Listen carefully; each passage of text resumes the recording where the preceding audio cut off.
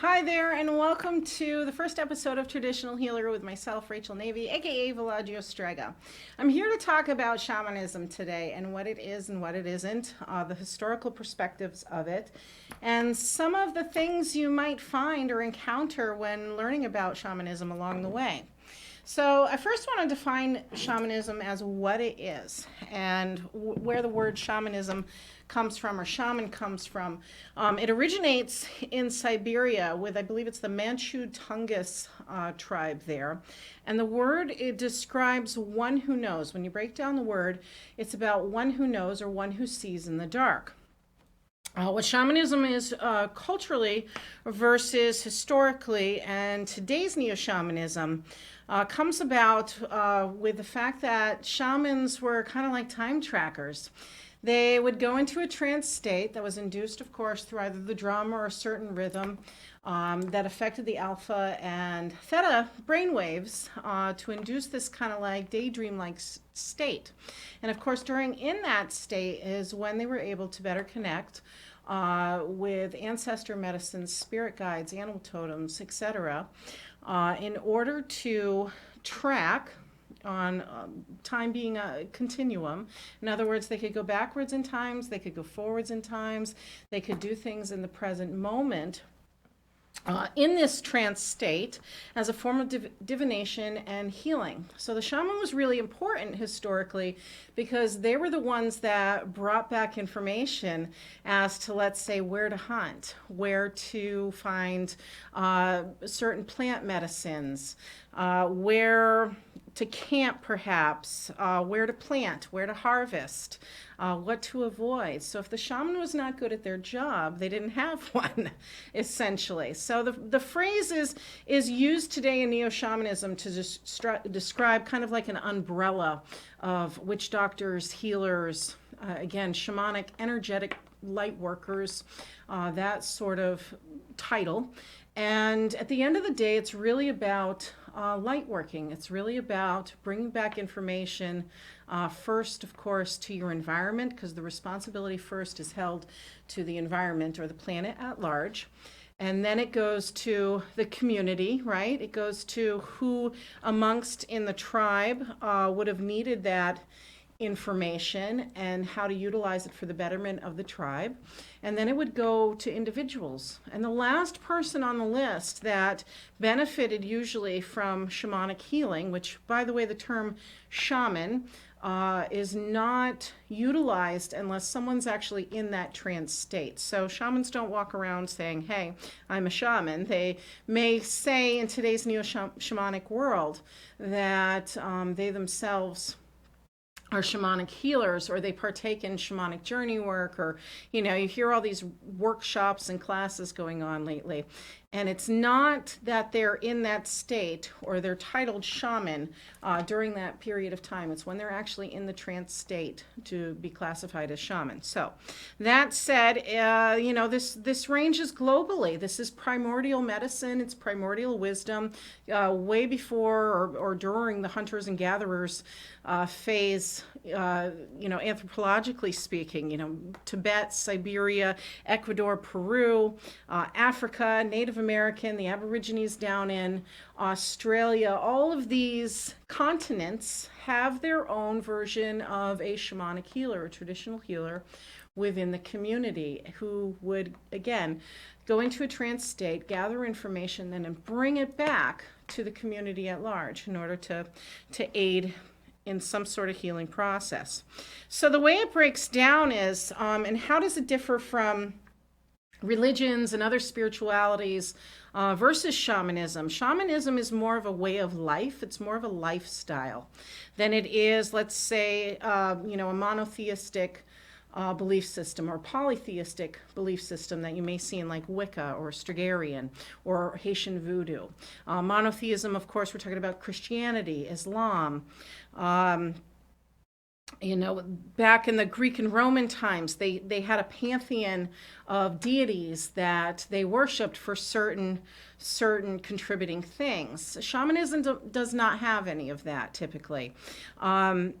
Cambodian, the Hmong, they have a certain set of deities but they don't necessarily, the shamanic healers recognize that, okay, those deities are nice, it's part of their culture, and they integrate it into the culture through shamanic journey work, but they don't necessarily worship or practice. Shamanism itself, again, is a lifestyle choice, and I've heard it best referred to by Sandra Ingerman as energy gardeners. They're sort of energy gardeners because of their ability to kind of like time travel. Now, given that, the recognition of time travel comes from probably a more familiar phrase of as above, so below. That is adapted from more Celtic Wiccan beliefs or more polytheistic belief systems. But in the shamanic world, when an individual goes into a trance state, they immediately have two options. And this is something that anyone can access. It's kind of an innate wisdom within us. It's an innate ability that if we are set up right, or we utilize the drum or rattle or other instruments, spiritual tools, we're able to kind of upload data the same way you would on your computer, in just a different sense, of course. But what this means is given that lifestyle, it's definite recognition as stewards of the earth, like taking care of our environment, having a symbiotic relationship with the environment, for certain, everybody doing their part, right? And the ability to kind of let go of expectations of along the lines of like something the Ten Commandments would require, where you will and you will not do that, versus the Wiccan culture of being very specific to who you're praying to in order to achieve something.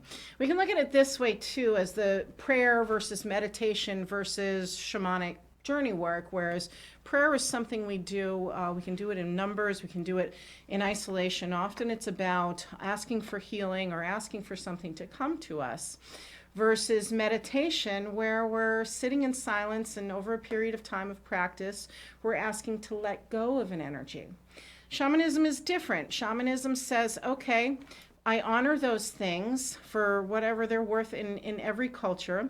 But the lack of awareness is really the key to it all, because shaman focuses more on the creative process and what is immediate, what comes to you, whether it's through source of imagination or source of working with your ancestors, working with your spirit guides.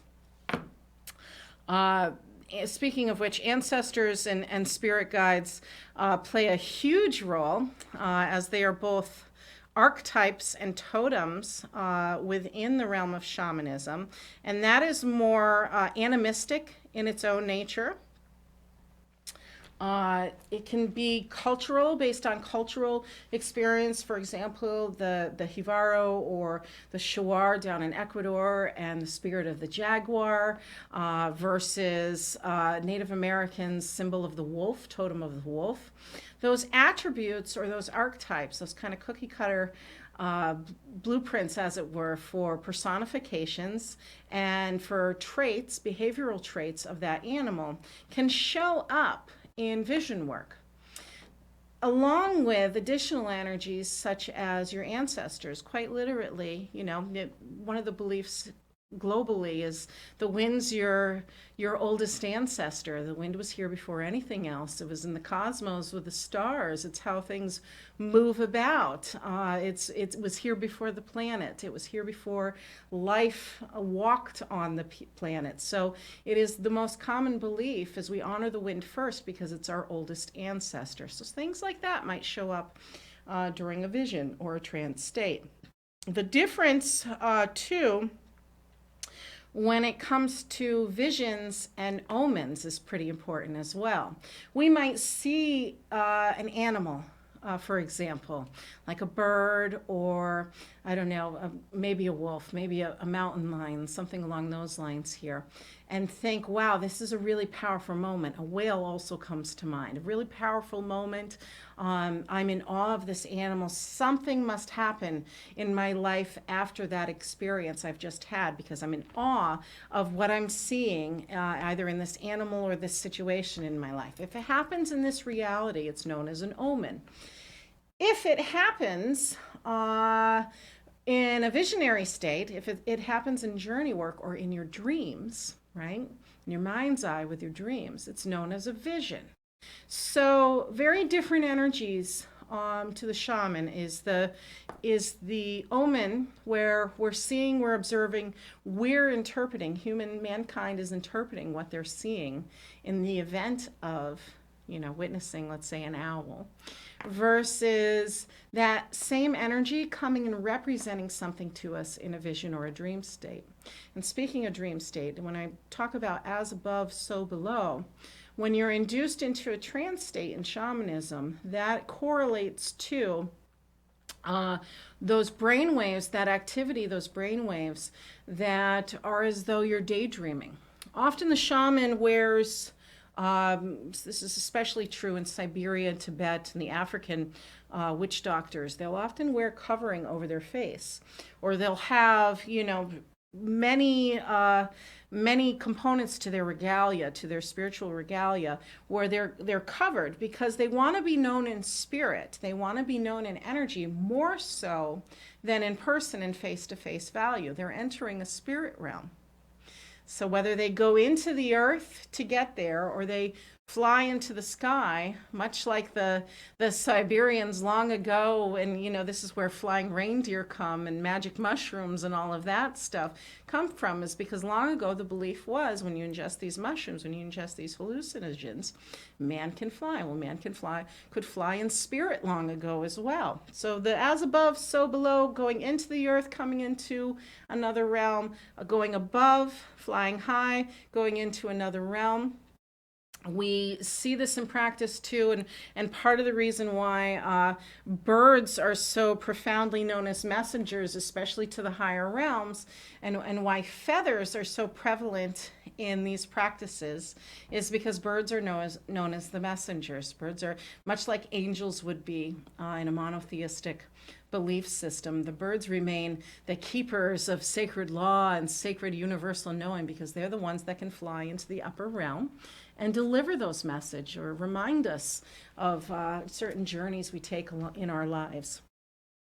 So, more on what is journey and soul retrieval work. So a huge component today, especially in neo-shamanism, is journey work. We've all heard it somewhere along the way when we're experiencing or hearing the word shaman and commonly associated to that word alone is journey work.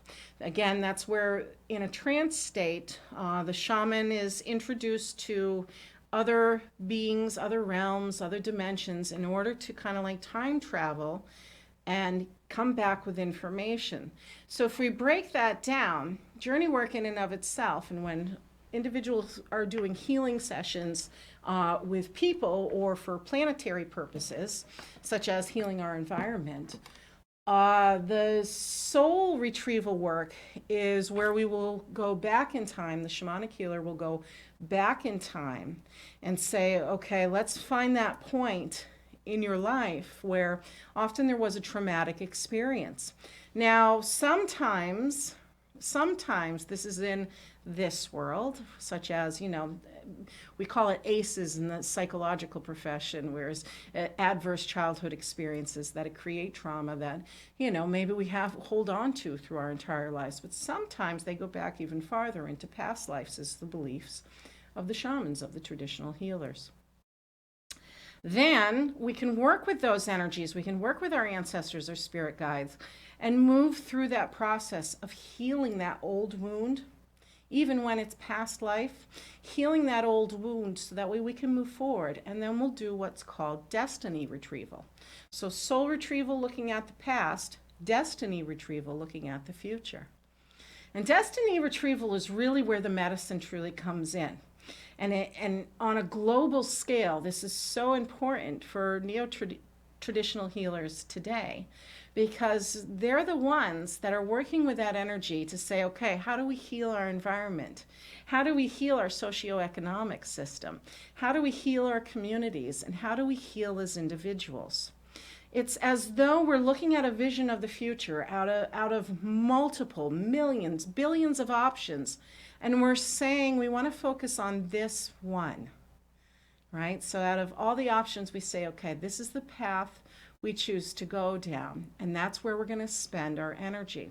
So if we're somehow focused in our daily lives, here in the here and now, if we're somehow focused on what's wrong, what's negative, we're not truly healing. We're not creating the destiny we're after. We're creating more of the trauma, more of the struggles, etc., in our daily lives. But if we can journey and we can look at our destiny and say, okay, I want to heal from the past.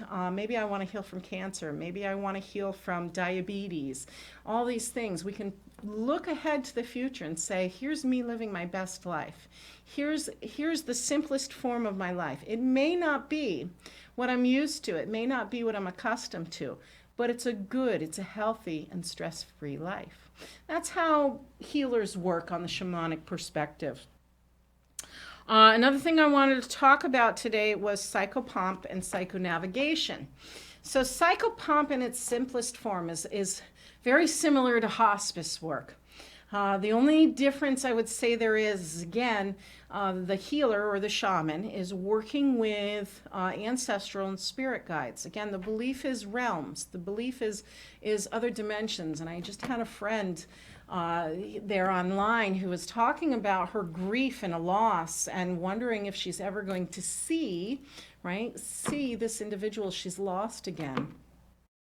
And I reminded her my own interpretation. We kind of left religion and spirituality and all of that aside, and just that energy continuum here that, we know evidence in our daily lives. We have evidence in our daily lives already of persons and places and even objects that have come and gone from the past, yet they return somehow. They have some sort of thing to share with us, good or benevolent or malevolent in energy. There's evidence of this presence in our lives. So for the shamanic healer, when we talk about psychopomp, we're talking about releasing an energy. Often it's a recent energy that has departed, and guiding it through our own energy and the help of ancestral spirit guides and totems, everything, angelic energies even, to move into a different state of being. In other words, sometimes there's trauma in death, and there's a stuck energy about things. People get stuck, or they are afraid to move forward or accept the help that's there along the way. They get kind of trapped in a state of being, and we want our loved ones, of course, to have a healthy passing. So one of the ways we do that, and even currently in our funeral practices, is to honor that individual, and guide them through with our own energy of letting go. So part of psychopomp is to guide the individual both in this realm and the spirit realm in order to release their energy so that way they can transition into the next state of being. And some of, but not all of, the shamanic cultures, the primordial wisdom, the animism, magic, and primordial medicines do believe in reincarnation, but not all of them do. So that said, what is psychonavigation? Psychonavigation is the art of shape-shifting. The simplest way to describe this, because we hear stories, both good and bad, about, someone shape-shifted into a wolf long ago and ran away, or they shape-shifted into a deer and got away when they were being chased, things like that, things of that nature. I find the easiest way to describe shape-shifting is, let's say, 2 sticks. You want to create a fire. You have 2 sticks. Now, in front of you, before you create the fire, is the 2 sticks. When you rub those 2 sticks together, right, you're shape-shifting those sticks into the fire. That is the art of psychonavigation. It's one state of being, one energy, transforming into another. So the fire is already within the sticks. It just has to be manipulated in a way, or energetically even, in order to transform into the fire. So shamanic healers, especially neo-shamanic journey workers today, utilize this practice of psychonavigation. Again, when it comes to destiny retrieval, how do you want to shapeshift your life? How do you want to shapeshift your lifestyle changes or manifest who it is you want to become? Or in the moment, there's tribes in South America known as the invisible people that can easily blend in with their environment, and you won't know they're there, but they're there. Like, how do we become one in that shape-shifting state so that we were unnoticed, such as a tree? We look like a tree. Along those lines, how do we want to manifest things and shift our energy? That is the art of psychonavigation and shape-shifting. Spiritual tools and talisman also play a huge role in Shamanic Counsel here. And I, of course, brought some with me. When we look at spiritual tools and practice, again, we're going with a knowledge that someone way back in ancient history, as some hunter and gatherer tribe way back when, through the use of their ancestors, their ancestral medicine and practice, said that this plant is good for this. Now, Wade Davis from Harvard University, I'm a huge fan of. He's an anthropological scientist with Harvard University. And one of his key statements I remember from a lecture he had given as he was discussing the shuar down in, I believe, Ecuador or Peru, the Andean mountains, was ingesting ayahuasca, which, of course, is part of everyday practice down in that region, or at least it used to be back in the day when the Jivaro were still headhunters and, had more to gain from the practice daily use. And of course now hallucinogens in general are becoming more and more mainstream as a healing property or healing component to psychological maladies, I'll say. But one of the statements Wade Davis had made was going into an ayahuasca-induced state to find which ayahuasca plants to pick when and where, because, the moon made them sing in a certain key. That's not something our culture today here in the Western region recognizes and honors at large, but it is still relevant to traditional witches, Celtic witches, Strigarian witches, other healer medicines throughout the world, whereas, bringing down the moon or dowsing with the moon, picking herbs under moonlight. It's different spin on the same primordial wisdom to know when to use a plant and what plants to use. So in today's practice, the number ones at the top of the list tend to be the traditional white sage. This is a Mesoamerican plant. Why? Because it only grows in that section, in that region. It's very much a desert sage. You can grow it here now. We've got seeds transported, of course. It's more accessible. But that sage wand you're getting goes back centuries, thousands of years in its use. Of course, down in the Andes, it's the Palo Santo, the spirit wood. And again, you want to make sure if you pick any of these things up for cleansing in your own practice, that you're buying fair trade or you're growing it yourself. Palo Santo is a wood that takes 2 years to mature the oil for in order to gather it to create that fragrance.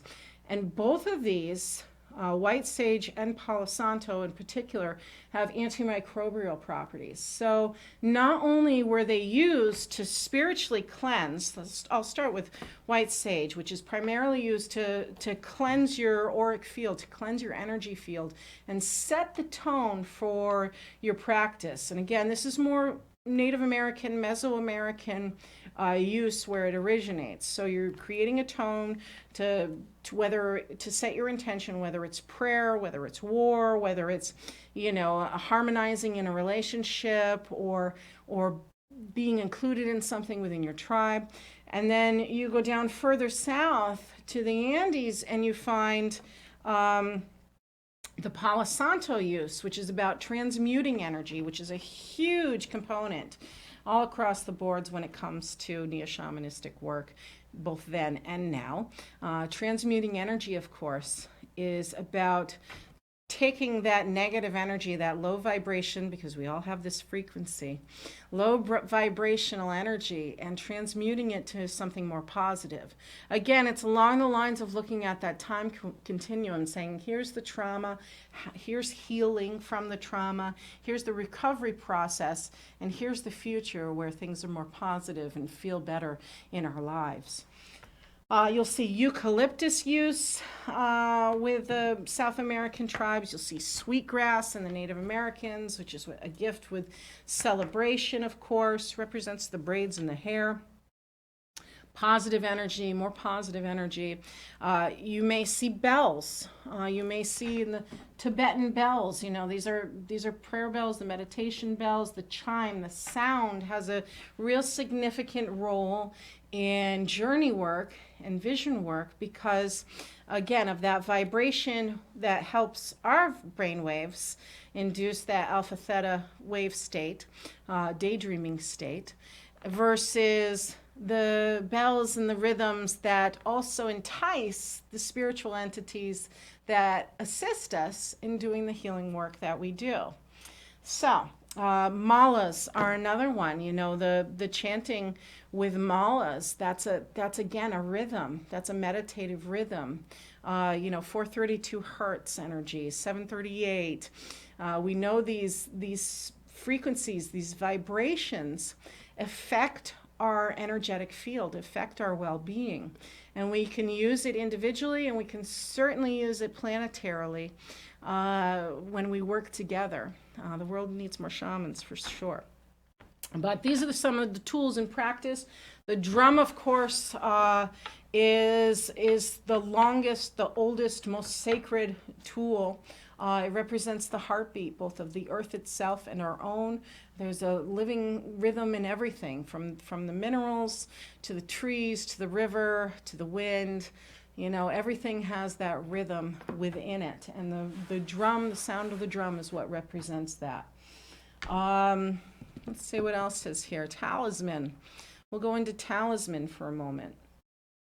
Talisman, of course, unlike idols, I would say, talisman are taking that totem or taking that energy and letting it work for you. Now, we sometimes have beliefs like if we wear a certain bracelet or we wear certain earrings, something good or something positive will come into our lives. Talisman are very similar, of course, but talisman can also represent, this is buffalo teeth here, represents spiritual wisdom that we hang on to, that we take with us, or we've earned along the way, right? When looking at this beaded necklace over here, this came from Alaska, from my grandmother, representing the polar bear. So it's polar bear medicine. And, you know, what does the polar bear represent? That time of introspection. So it's a talisman of polar bear medicine, a beaded talisman of polar bear medicine, representing that wisdom, that creation, and time for introspection we take amongst ourselves. And bear as the totem, of course, is all about maternal energy typically as well. So there's many routes with that too. Trying to think, talisman, much like Harry Potter with the Horcruxes, is what always comes to mind originally with me too. Is, you know, you put some level of energy into something and it holds that energy. Is one of the best ways of thinking of it as well. Although not all talisman have a negative connotation, is really the reality of that. So that said, part of especially important today with neo-shamanistic work. And this is why I get a little hair on my neck stand up when I see all these workshops offered, and all these classes, 1-day classes going on and things like that of doing journey work. One of the key elements, always in a healing process, and I'm going to talk more about this probably next week, is the importance of detox. When we're doing any sort of spiritual or physical healing work, detox plays a key role. And by detox, I mean truly cleaning out your system, truly cleaning out your gut. When we look at things from like an alternative medicine perspective or a health perspective, we recognize that a healthy gut is healthy mind, healthy hormone balance. It helps regulate things better when our diet is reflective of, or our nature is reflective of our diet. So one of the ways you can prepare, especially if you're going in to take one of those fly-by-night workshops, shamanic workshops or healing classes, would be to detox, even if the person who's teaching it is not indicating it. If you want to give yourself the best experience with any sort of shamanic journey work, the more intensive the journey work, the stronger the need to detox for a period of time. Now, that doesn't mean going cold turkey on all foods and sustenance or fluids especially.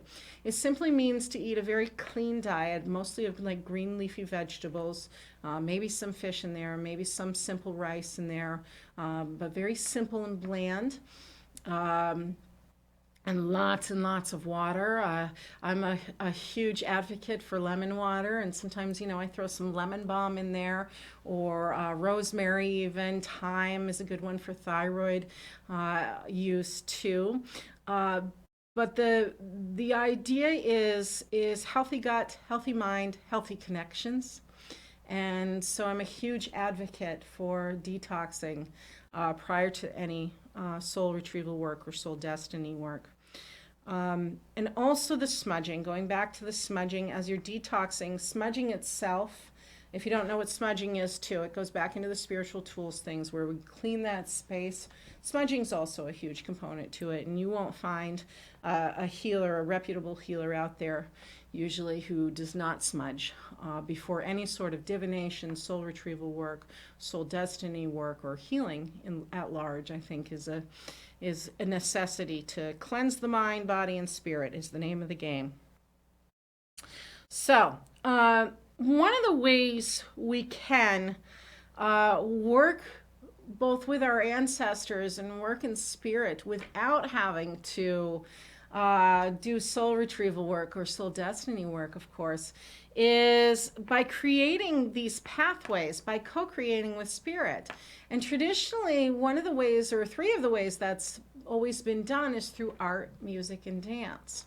So all those artists out there, all those wonderful creative spirits out there, you're blessed, because this is a way, again, of tapping in with the divine, tapping in with that creative spirit. Because again, when it comes to shamanic journey work, a lot of it is letting go of the feelings of it should be this way, or I have to let that thought go, or finding ways to rationalize things, and just letting your imagination run wild and see what comes to you.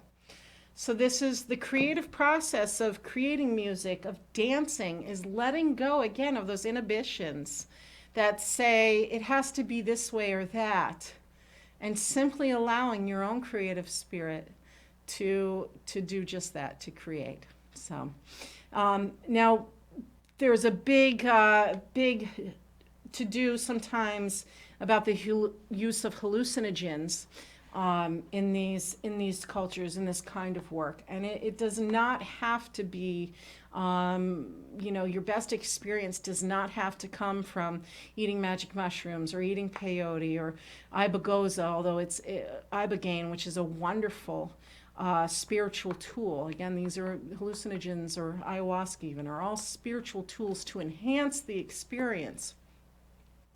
But we all have this capability within us, even without those ingredients. So while it may help some more than others, it's not a necessity.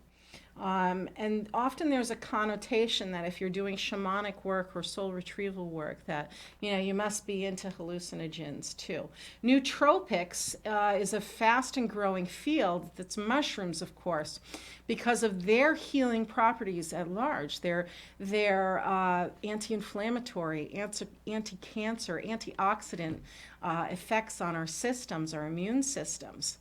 So why can't those same nootropics, those same benefits also be used for our mind and our psychological states, is where the field is now headed, or has been headed for some time now. Slow but sure. We have certain countries doing it much faster than others, but we're getting there as well. So be aware of that here in the future.